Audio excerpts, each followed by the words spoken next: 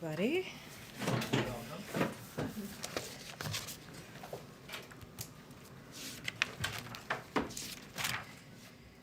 Okay, good to see everyone. We have a couple of things for you guys at the top. Yesterday we made history. Kristen Clark was confirmed as the first woman and first woman of color to lead the Civil Rights Division at the Department of Justice. And Chiquita Brooks LaSure became the first Black person to be confirmed as administrator for the Centers for Medicare and Medicaid Services.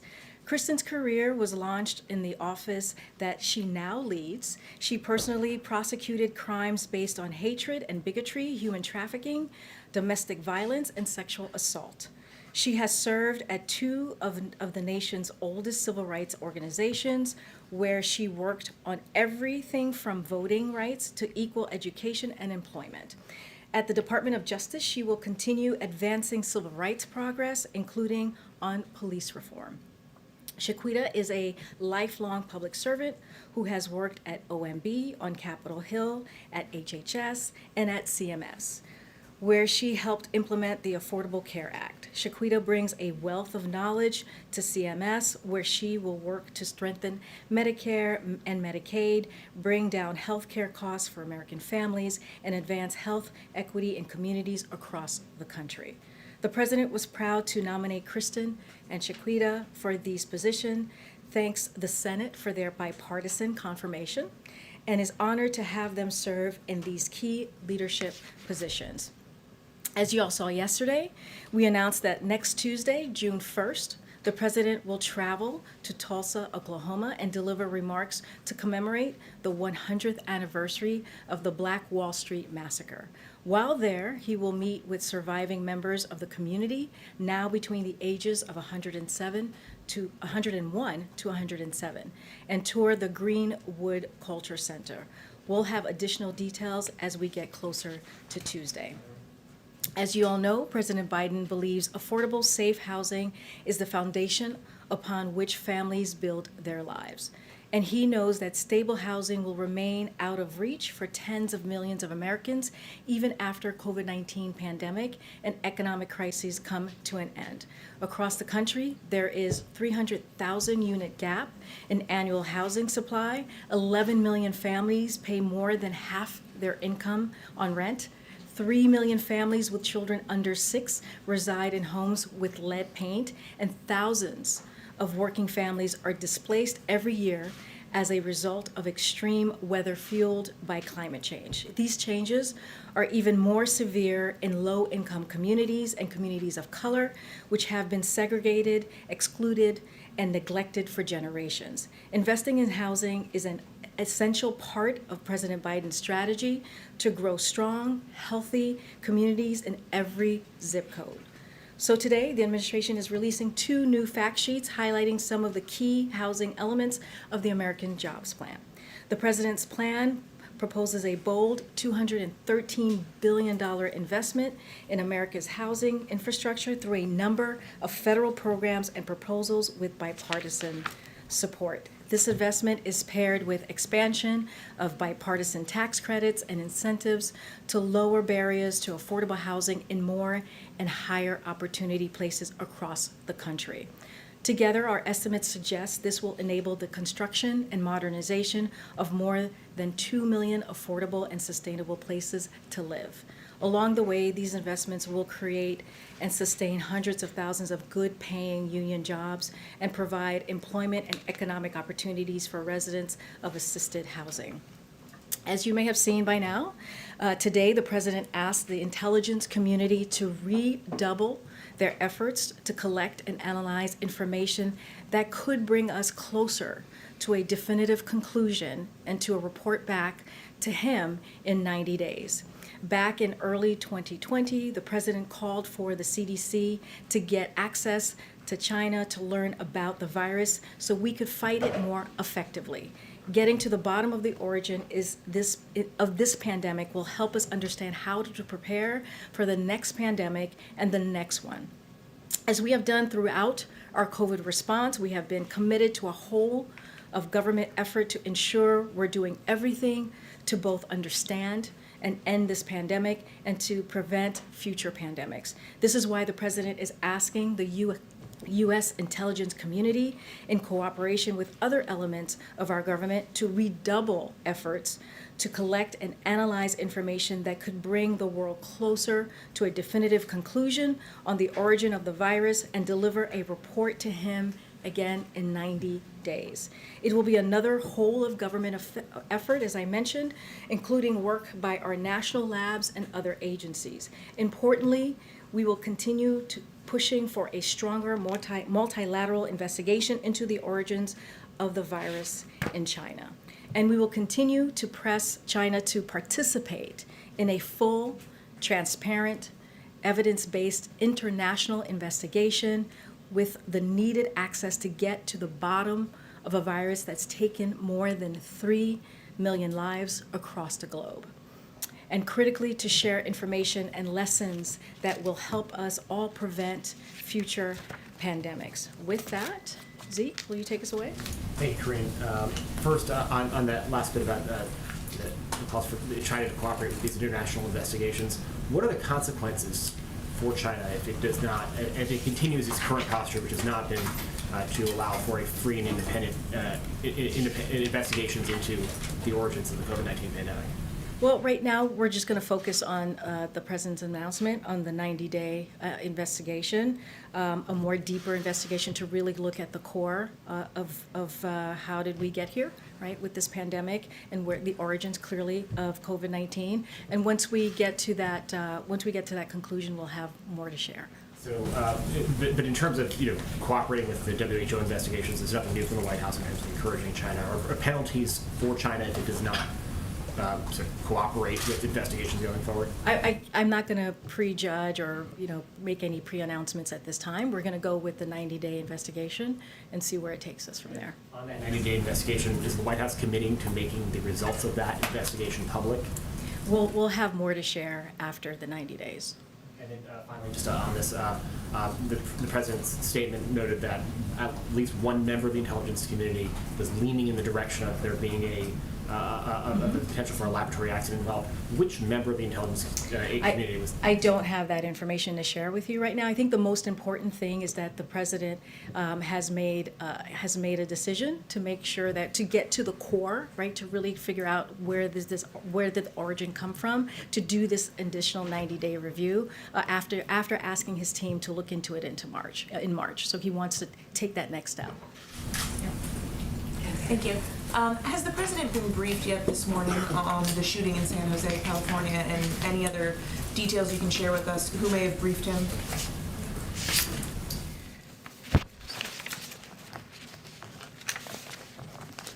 Just give me 1 second.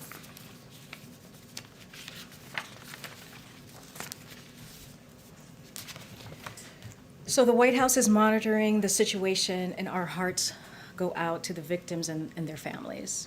I know local officials have addressed this publicly, and there is an ongoing investigation, as we all know. We will continue to stay in close contact with them and offer any assistance as needed. We still don't know all of the details, but what's clear, as the president has said, is that we are suffering from an epidemic of gun violence in this country, both in mass shootings and in the lives that are being taken in daily gun violence that doesn't make national headlines. That's why he has already taken an initial set of actions on gun violence that will save lives. And that's why he's calling on Congress to take action, including calling on the Senate to pass the 3 bills to strengthen background checks that have already cleared the House with bipartisan support and which have the overwhelming backing of the American people. And on infrastructure, I know you're awaiting sort of the Republican counter proposal here. Any update, any more details you may have received on Republicans' next move here? Look, as we all know, this is negotiations working in this really funny way. We make an offer, they make a counter, and then we counter. So as you all know, we made our offer and our counter, and we're waiting to hear from Republicans, which we're hearing will happen shortly, what their counter will be. This is a process. We understand that this is a town that hasn't seen a whole lot of bipartisanship over the last last few years, last 4 years to be exact. But this president is committed to trying to end that, which is why you have seen us continue to negotiate in good faith. The president's red line, the line in the sand, has been very, very clear. The way that he does not want to see, he does not want this to go, is without any action at all. So inaction is that red line, and he wants to make sure that we don't tax people who make like less than $400,000 a year. So we look forward to seeing what they come back with. One more on this. Senator Chris Coons, obviously a close ally of the president, someone who generally has a pretty good read on things over here. He has said that he thinks the Senate could pass $1 trillion proposal focused more on traditional infrastructure, splitting off some of the other items that the president has called for, and doing that just with Democratic support. Is $1 trillion something the president can support, and would he back splitting things up like this? Well, look, Mary, we're still going through this negotiation process. We have to see what the Republicans, the senators on the Hill, are going to come back with, and once we have, their counter offer, we'll know more and what steps to take next. Okay, just lastly, a bit of a personal question. Your presence here today is making history. You were the first Black woman to stand behind that podium, speaking on behalf of the president in 30 years. Just wondering if you could share your reflections with us. Well, thank you for the question. It's a real honor to be standing, to just be standing here today. It doesn't. I appreciate the historic nature, I really do, but I believe that being behind this podium, being in this room, being in this building is not about one person. It's about what we do on behalf of the American people. Clearly, the president believes in representation matters, and I appreciate him giving me this opportunity. And it's another reason why I think we are all so proud that this is the most diverse administration in history. But again, this is not about me. This is not about any of us. And anytime I'm behind here, and I think you've heard Jen say this as well, we are going to be truthful. We're going to be transparent, and that's the way I believe the president would want us to communicate to the American people. Thank you for the question. Thanks, Karine. Welcome. The White House publicly is mostly focused on the WHO investigation into the origins. What changed from that to the president's statement today? Well, nothing has changed. If you think about it, as I mentioned in the readout, and I'm sure you saw in the statement, the president has asked his team to look into this back in March. So this is something that has been ongoing. We have been pretty vocal with WHO these past several months, and so this is just a continuation of what the president has been focused on. We're going to see what happens these next 90 days. As we just read out, it was inconclusive, so we need to get to the bottom of this. As we all know, we've lost almost 600,000 Americans to COVID-19, and we have to get a better sense of the origin of COVID-19, and also how do we prevent the next pandemic. And so that is the focus of this announcement that we put out this morning, the president put out this morning. When it comes to the IC, their conclusions or where they land on things hasn't actually changed that much in the last 12 years. Is the president concerned that the IC does not have enough visibility, even if they're redoubling their efforts into is there a collection problem there? Well, I think this is going to be the process, right? They have 90 days to kind of, get a deeper look on this, and then we'll have a better sense of where to take this next. I mean, I do want to go back for a second. We've gotten this question about the origins, and we've been pretty vocal, right? This administration, we didn't have access. China wasn't transparent enough. We have been saying that for a very long time, that China needed to provide more access to the lab, cooperate more fully with the scientific investigators, and we don't think that they have met that standard. So we've been clear that sound and technically critical theory should be thoroughly evaluated, and data before we can give a full pronouncement. So that's the one part, right? That's the WHO in China, and now the president has asked his team to do a 90-day review. And then just one quick one on infrastructure. Republicans have talked about repurposing COVID money as a potential pay for here. Does the administration think that's feasible? Is that something the president is willing to consider? So, Phil, as you know, we have not seen the counter proposal yet. We'll look forward to reviewing that. Seems like tomorrow that might happen. But, the president has been clear that his line in the sand, as I just said, is raising taxes on Americans making more than $400,000 a year. But we should also be clear that there are simply not hundreds of billions of dollars in COVID relief funds available to repurpose. As of the end of March, about 95% of the $3 trillion in pre-rescue plan COVID relief funding has either been obligated or is for PPP, unemployment insurance or nutrition assistance, where the money is going out as planned to specific businesses and people.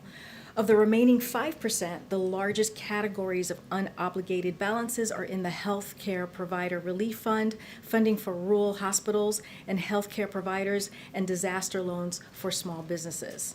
So turning to the American Rescue Plan, the legislation is working exactly as needed, delivering relief to families, businesses, and communities to bridge our economy to end the pandemic and into a strong recovery, which is what we're working towards. Thank you. First on the economy and concerns about inflation. The JP Morgan CEO, Jamie Dimon, warned today that we're going to have more inflation, less productivity, and slower growth if future federal spending, administration spending, isn't done productively. The federal government, not historically known for efficiency. So can you guarantee there's not going to be any waste in the possibly $4 trillion more of spending in the next couple of months? So let me first step back for a second. When we think about the inflation and when we think about where we are currently, look, the president's plan is working. We are growing the economy from the bottom up and the middle out faster than any time in the last 40 years. We're creating an average of 500,000 jobs a month, up from 60,000 a month before he took office, before this president took office. And if you look at unemployment insurance claims, they are down, and Americans have much needed money in their pockets thanks to the American Rescue Plan. So we're going in the right trajectory, right? We're looking at the trend, and the trend is going in the right way. And if this is a president who understands about making sure that we're not wasteful, right? Making sure that when we think about when he was a vice president, he overlooked that stimulus recovery package back then. And so he made sure there was no corruption and no waste. And so he understands how this all works, and he has a team that will be on top of this as well. And I know that one of the big things for him is not to raise taxes on anybody that makes less than $400,000 a year. But if there is inflation because of wasteful spending or any other reason, and everything is more expensive for everybody, is there concern that that could be a tax on the poor, effectively? I just want to be really clear about the American Jobs Plan and the American Families Plan proposal. Look, both of those plans will create job opportunities for all Americans, rebuild our crumbling infrastructure, invest in research and development, and educate our children, and combat climate change. So these plans that we're talking about is actually an investment in our country, an investment in people, an investment in families that we need, that we have long needed, even before we saw what the pandemic has done to everyday Americans. And then just last one on COVID-19 origins. If it turns out that COVID-19 originated from some sort of a lab accident in China, which the president now says one element of the intel community thinks is possible, would the president seek to punish China? We're not going to go there just yet. We have to go through the 90-day review, and once we have the 90-day review, we'll be able to reassess. But just on a just take a step back, anything that kills 591,116 Americans, is that something, if another nation either was responsible or knew more than they were letting on, like you said, they weren't letting the inspectors in, and that hurt the overall investigation forever, what would the president do? Would he do anything? I mean, he's doing something right now. He asked his team back in March, right, to do this, to look into the origins of COVID-19. This is incredibly important. Like his statement says, we need to find out where the COVID-19 originated from. So the president has been very clear. He actually, spoke out about this back in 2020. So this is not the first time we've heard his voice his concern about the origins of COVID-19. So we're just taking the next step. I'm just not going to prejudge. I'm not going to make a statement until until we know what happens after this 90-day review. Thanks for that. Karine, Peter. welcome. Hey. As for the opening statement, we received a statement on the origins of COVID-19 from the president where he said, among other things, that this report may include specific questions for China.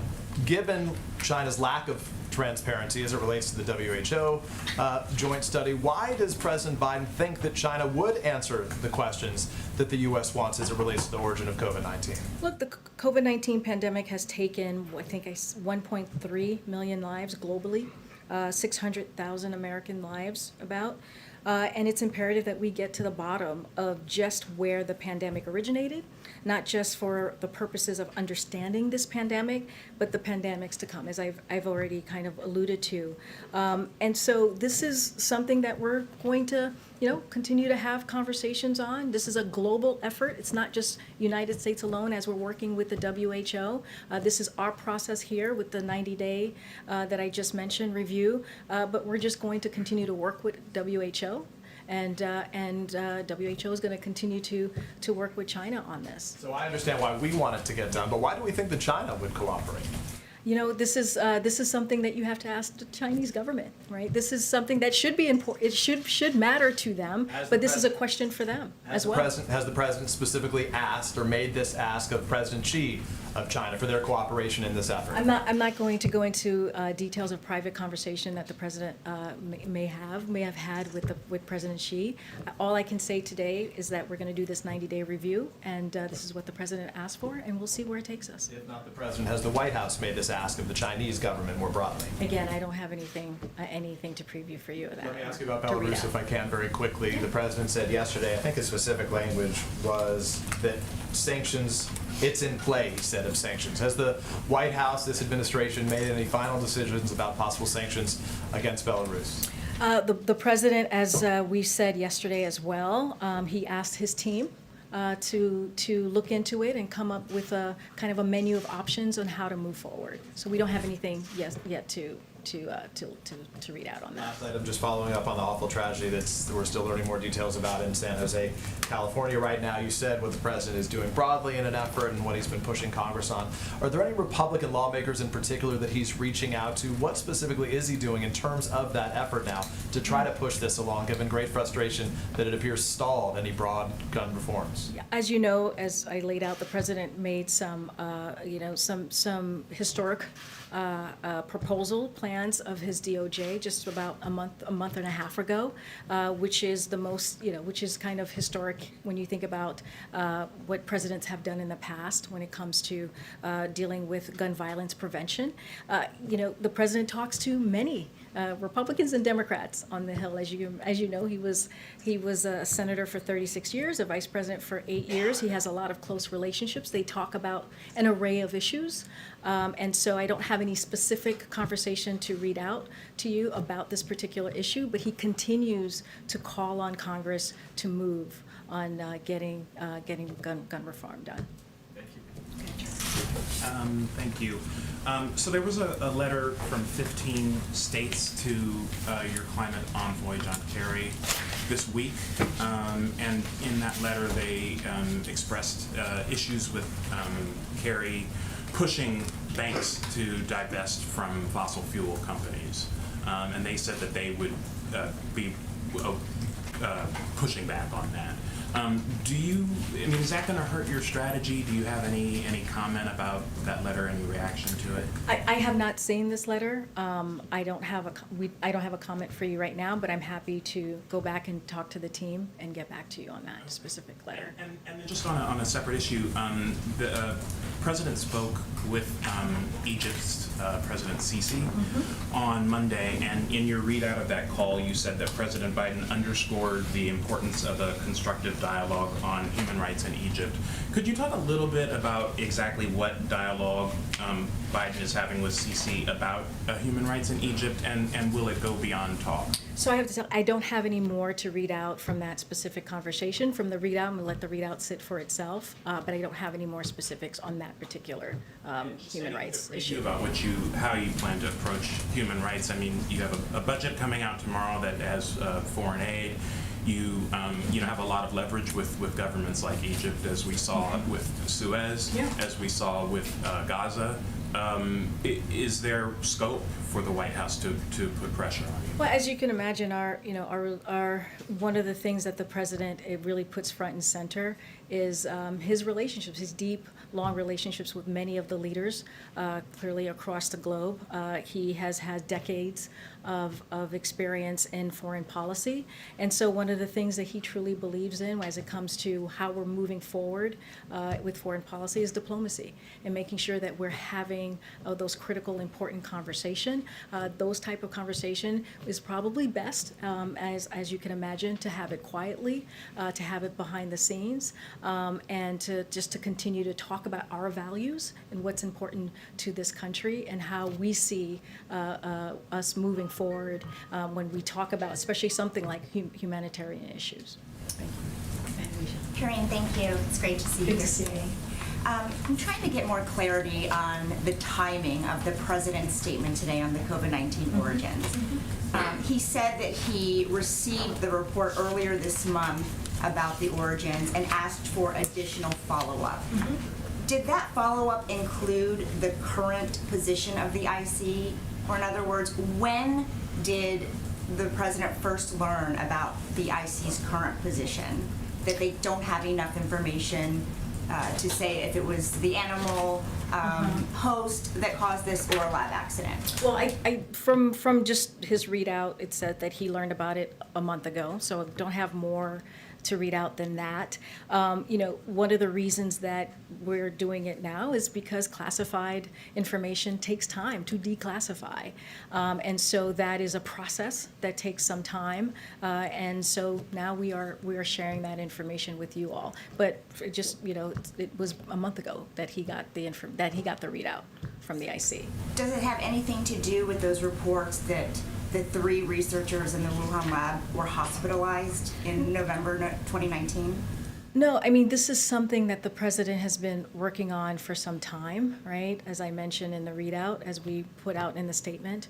And this is something that the president called out back in 2020, early 2020. So this is something, this is an issue that has been at top of mind and that he wanted to dig into and make sure that we really get to the bottom of how we got here.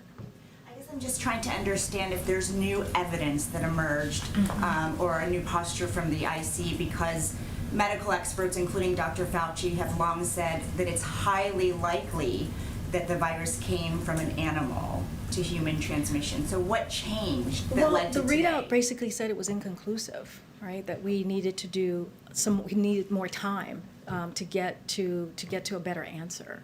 So this is why we're doing a 90-day review to get a better sense of where do we take this next. What does redoubling mean? What more can the intelligence community be doing that they're not already doing? Well, I think, we've talked about making sure that we are getting the data, right, from China, right, making sure that we're getting more information so we can, it's hard to prejudge these things, right? It's hard to make pronouncements of something when you don't have all the information that you need. So this is going to take some time. This is going to continue to work with the WHO as well. These are not mutually exclusive. These are happening at the same time. So it's going to take more collaboration and more conversations as well. Just one quick one on Belarus. Raman Pratasevich's mother has issued an urgent plea to world leaders to help free her son, saying, please save him. They're going to kill him in there. Is there anything that President Biden can do to help secure his release? And has he communicated yet with President Lukashenko? Well, one thing, I don't have a call to read out on your second question, but, the president, as I mentioned, has asked his team for options. They are working through them now. He spoke a little bit about it yesterday, as I think Peter just mentioned.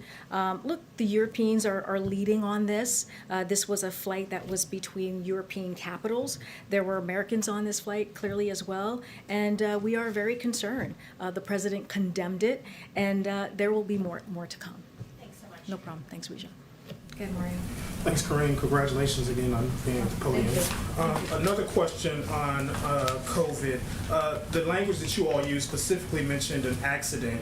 Does that mean that you've ruled out, or the IC has ruled out, that it was deliberate or not an accident? We haven't ruled out anything yet.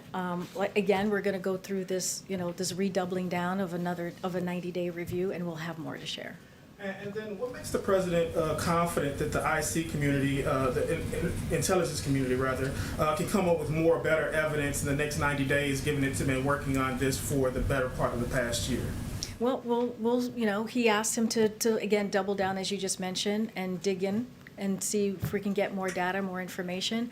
There's not much more I can say about what, our intelligence community is doing. We're going to let them do this 90-day review, and we'll see where we are at the end of 90 days. Just one more on China. The Chinese have indicated that they like to see some of the tariffs roll back before they engage in discussions with the U.S. trade representative. Is that something that the administration is willing to make concessions to facilitate those talks? I don't have anything to share about the tariffs and trade that we're in conversations that we're currently having right now. And final question domestically. The president, of course, met with the Floyd family yesterday. How does this meeting change the White House's strategy toward getting police reform passed? I'm so sorry. Can you say that last part? I didn't hear The it. president met with the Floyd family yesterday. Yes. How does that meeting, if in any way, impact the president's strategy toward getting the George Floyd Policing Injustice Act passed? Yeah, so as you mentioned, his meeting with the Floyd family yesterday, this is deeply personal to the president. Over the last year, he's gotten to know this remarkable family. This is a president that knows about loss personally, as we all know, and he has connected with them on a very personal level, not just as president and a grieving family, but on a far more personal level. He has been particularly taken by Gianna, George's younger daughter, who was here as well. He met her before the funeral last year, I believe that was June 8th, and has kept her close to his heart ever since. And he has talked about her famously saying that her father changed the world, and the president has not only told her she is correct, but he is committed to doing everything in his power to make it so. He told her this at the funeral last year, and he reiterated his commitment to that after the verdict, and again yesterday when they met here at the White House. So when it comes to police reform, this is a priority for this president. He said it in his speech, in Congress, right? His joint Congress speech, and he's going to continue to work on this today, tomorrow, and every day. He is very pleased to see and heartened to see the bipartisanship negotiators on the Hill. This is Senators Scott and Booker, and also Congresswoman Bass. He wants to give them the space, right, to work on this. They have only been positive about the direction that the police reform bill is headed to, and so he wants to continue to work with them, but also give them the space to negotiate. And so this is again a top priority. He wants to see the George Floyd Act be signed into law. Hey, thank you. Welcome. I wanted to follow up a little bit on Phil's question about what had changed on the COVID, on the China lab situation, and some of the other questions as well. It seems to me, despite your response to Phil, that it's clear that at least two things have changed, right? One is that Jen spent much of the last week in response to these questions focusing entirely on international investigations led by the WHO and dismissing the idea raised by a lot of us in the room about why not have the United States conduct its own investigation, and she continually referred back to the WHO as the proper place for this. So it seems like there has been a change. There also seems like there's been a change in the president's view of the possibility of a lab accident. I mean, the statement seems to elevate that possibility and give it more credence, at least, not saying that it's certain, but that it at least has the credence that deserves a kind of full investigation. And so I guess trying to get at the question some others have asked is, like, what has changed in those two things? What was it that brought the president and this White House to a different place now than it's been even just in the recent I mean, Michael, I would say to you, this is something that was ongoing, right? This is something that has been going on since March. So this is not a change. This is something, like I said, that's been ongoing. What has changed is he wants to give another 90 days to dig a little deeper, to double down, IC to double down their efforts, and that is what he's asking for. But I said this earlier. The WHO doing their thing and the IC doing what they're doing currently is not mutually exclusive, right? This is something that could happen at the same time, and so. At the end of the day, we are committed to throwing everything we have at this pandemic, both domestically and internationally. That's why we've been so strong at ensuring that the WHO gets what it needs for a thorough, independent investigation, and that's why we're also devoting U.S. resources to learn more about it. And I don't want to beat the dead horse, and it's not fair to ask you to answer for Jen, but then why was this White House so dismissive of the idea of an independent, a U.S.-led investigation if the president was already interested in that kind of investigation before? That seems to be. I mean, Michael, I get your question. You've been doing this longer than many of us. As you know, we don't speak about everything that's being reviewed. Especially as something like this that was actually classified, and it takes time to declassify something so that we can share with all of you. So that's part of it as well. We're talking about classified information. We're talking about something that the intelligence community was working on that we don't normally every time put out there. Thank you, Michael. Hi, Karine. Congratulations. Thank you. Thanks for being here. Absolutely. I have one last little question on this. How confident is the president that even without Chinese cooperation, that the U.S. can get to the bottom of this in 90 days? Well, and then I have a question about something else. Yeah, we got to keep working on it. I mean, this is what he's asking his intelligence community to do. We will review and reassess all of this in 90 days once we get that review back from the intelligence community. I have a question about Nord Stream. Yesterday, the president basically said there wasn't anything he could do. It was already completed by the time he took office. He said if he went ahead and imposed sanctions, it would be counterproductive to European relations. But, he's been an opponent of that pipeline. But he did say, I hope we can work on how the Europeans, handle it from this point on. How does he want the Europeans to handle Nord Stream from this point on, since he has decided that there's really nothing he can do to stop it? Well, just to step back for a second, Nord Stream was like 95% done, right? So before he even stepped in, and I talked earlier about diplomacy. There's sometimes you have to do things in a different way, right? We all have, we have these relationships that we are rebuilding as well, especially after the last couple of years, and so this is going to be a process. And so, like the president said, we're going to figure out ways that we can work together, and that is something that is incredibly important to this president. But what does he want from this point on? As he said, I hope we can work on how they handle it from this point on. What is he talking about? Yeah, I don't have any specifics to share with you. As you could imagine, a lot of these conversations happen behind closed doors. But I think he was trying to share his thoughts on this and where we can, how he really truly wants to figure out a path forward. I guess. Thanks, Karine. A follow-up on the Olympics question that came up in the briefing either yesterday or the day before. Today, a major Japanese newspaper put out an editorial calling for the cancellation of the Olympics, saying that it is not rational to hold the games this summer. So given Japan's low vaccination rate, as well as the State Department bluntly telling Americans do not travel to Japan, is there any second guessing on the part of the administration to move forward and concern about athletes' safety? Well, first, let me just be very clear. The travel advisory is an advisory. It's not a ban. But our position remains. It has not changed on the Olympics. We respected the decision to delay the Olympics, the games last summer, and we understand the careful consideration that the Japanese government and the International Olympic Committee are weighing as they prepare for the Tokyo Olympics that's just coming up right around the corner. So the government of Japan has stressed that the public health remains the central priority as they plan to host the games. Tokyo has assured us that they will keep in close contact with Washington as their plans develop. And the president proudly supports the U.S. athletes who have trained for these games and will be competing in the best traditions, if you will, of the Olympic spirit. And so America's Olympic athletes represent the very best of our determination, diversity, and teamwork. And just one other thing, you just mentioned at the top of the briefing fact sheets about the economy and housing and things. The president's going to be in Cleveland tomorrow, talking about the economy. What's the thrust of his remarks tomorrow? Yeah.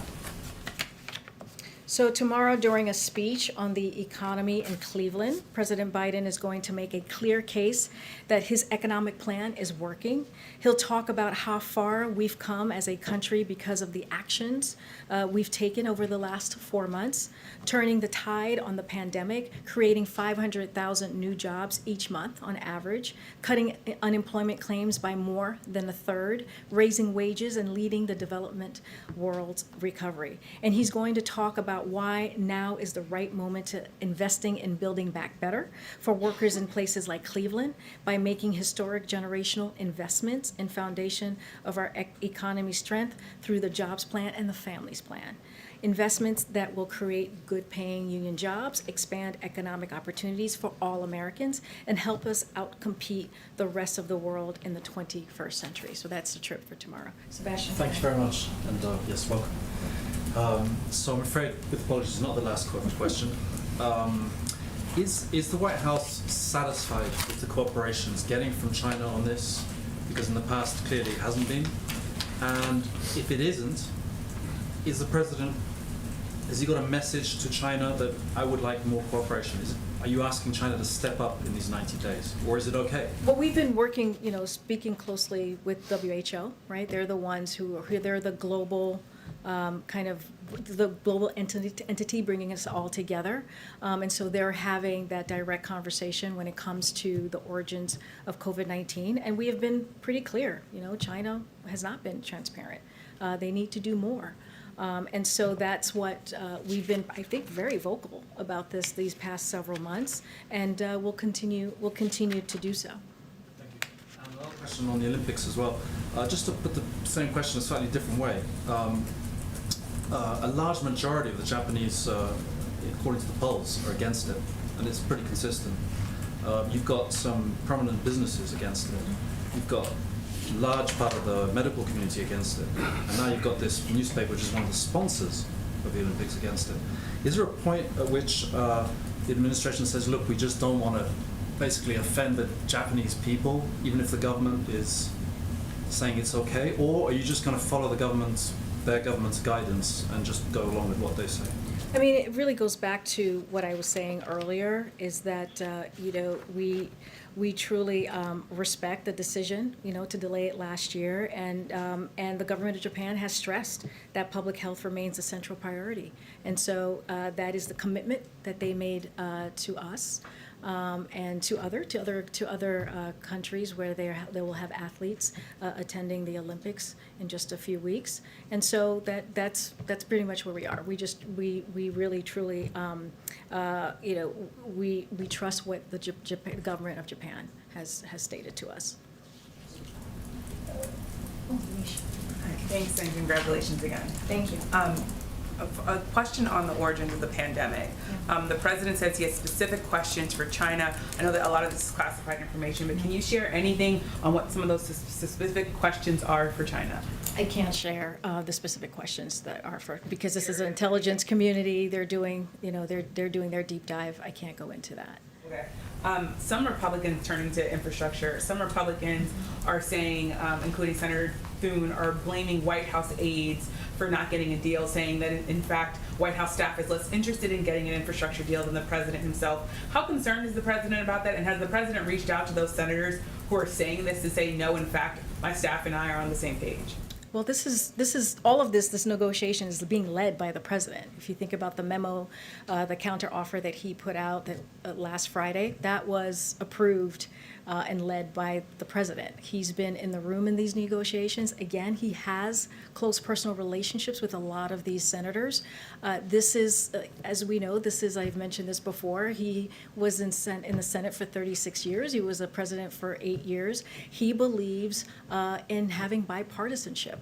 He has, in those, as a VP and as senator, he has reached across the aisle to get things done, to get big things done. And so this is how he sees this moment. This is an infrastructure, infrastructure is a bipartisan issue. This is something that Democrats, Independents, and Republicans truly care about. We're talking about investing in our country, investing in people, investing in roads, right? Investing in bridges. This is something that will have a long-lasting effect, something that we haven't done in a generation. So this is something that we believe, he believes, more importantly, that should have bipartisan support, and that's what he's going for. And thus far, we are seeing negotiation happening. We're waiting to hear the counteroffer from senators on the other side, Republican senators. And so once we get that counteroffer, we'll have more to share. Ask you one about COVID and equity. I know there are, of course, COVID briefings, but the share of Black people who are making up the new coronavirus cases in cities like DC has risen sharply, and this is after the vaccines were widely available. In DC now, 80% of the new COVID cases are Black people. How concerned is the president about that, and does he see that as a failure, his responsibility, specifically when it comes to the number of Black people that we're seeing now get COVID? So it's a great question, Yamiche. Earlier this week, Jen talked about the wartime kind of response that we've had to COVID-19 and the successes. We've actually seen some great successes on getting people vaccinated, but we still have a lot of work to do, right? We have, the president made a pledge to have 70% of Americans by July 4th have at least one dose in arms, 160 million Americans fully vaccinated. And so that means that we have to bring everyone along. And as you just iterated, the president puts equity in everything that we do. Equity, we have a equity task force. There's a reason why we have that, because we want to make sure we don't leave communities behind. And so one of the things that we're doing and we're continuing to do is we've got to meet people where they are. That's why now in many pharmacists you can walk in and get that vaccine. It is free. It's something that clearly we're working really closely with states and local governments on. We have mobile units in communities do not have access to close access to CVS, or maybe don't even have a doctor to go to. So we have made it so that we're meeting people where we are. And one thing that we have learned: the more people who get vaccinated, the more of the confidence of the vaccine. You see that number going up. So we do have a lot of work to do, but we also have some successes that we can point to, that we can continue to replicate and continue to get out there and make sure we bring all communities along. If I could with a quick follow-up. Yeah, absolutely. You said that the president, and it's true, of course, the president's put equity at all the center of a lot of what he's done on the pandemic. Of course, these numbers, though, tell a different story, just in terms of, again, here in DC, 1 in 10, I should say 8 in 10 people, the new cases are Black people. What's the disconnect there that you think? What's failing? What's broken? What could be happening more to prevent the numbers from going in the direction that they are? Yeah, and look, as I said, we still have a lot of work to do. That's very critical and important, and it's alarming, those numbers, right? Because like I said, in order to get back to normal, we have to bring everyone along. All communities need to get vaccinated, and we have to be able to do that in a way that, like I said, we don't leave people behind. But I think one of the things that we are doing is making sure that we have those trusted voices on the ground, making sure we have a community core, more than 6,000 people, where we have people who are in those local communities that are continuing to have those conversations with people who have hesitancy, with people who may not know or have the full information. And so this is what we are continuing to do, and this is not lost on us, right? Like I said, those numbers are alarming, and we're going to continue to do the work. It's not done yet. We are not done yet. Thanks. Oh, thank you. Okay, I'll take this last question. Karine, hi, Tony Toll with Spectrum News. Congratulations, by the way. I have to start by apologizing because I'm going to ask about the COVID origins again. But you said you were confident, the administration is confident in U.S. investigation into this.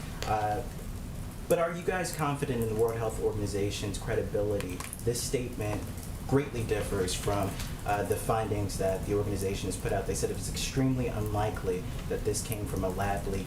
Is the administration going to call on the World Health Organization to call for a new investigation, an independent investigation? How confident in the results that you'll find in that? Yeah, I mean, we've been very clear on that. We've been very clear with the WHO to continue to get to the bottom of this, to get the additional data that we need to figure out where the origin of COVID is from or came from.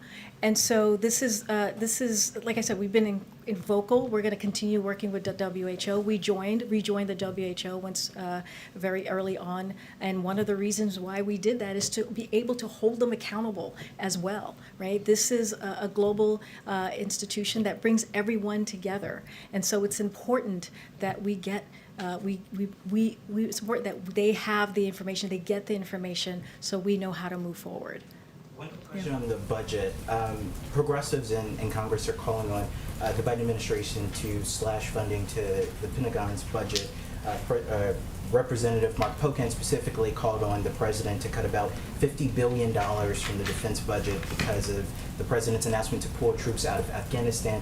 Is this something that President Biden is considering? So let me just say that we'll be announcing and rolling out the president's proposed budget this coming Friday. And I'm not going to get too far ahead of that. What I will say is the president's proposed budget will outline how he is proposing to pay for a range of the plans the president has put forward. And he's clearly talked about and remains committed to his campaign pledge of pushing for a public option of prescription drugs, something he talked about in his joint session address, and other items, not just that one. But every entity may not be reflected in this budget. But again, I don't want to get ahead of the president, who will be putting out his budget on Friday. All right. Thank you. Thank you, guys. Thanks. Thank you, guys. Thank you, guys. Thank you, guys.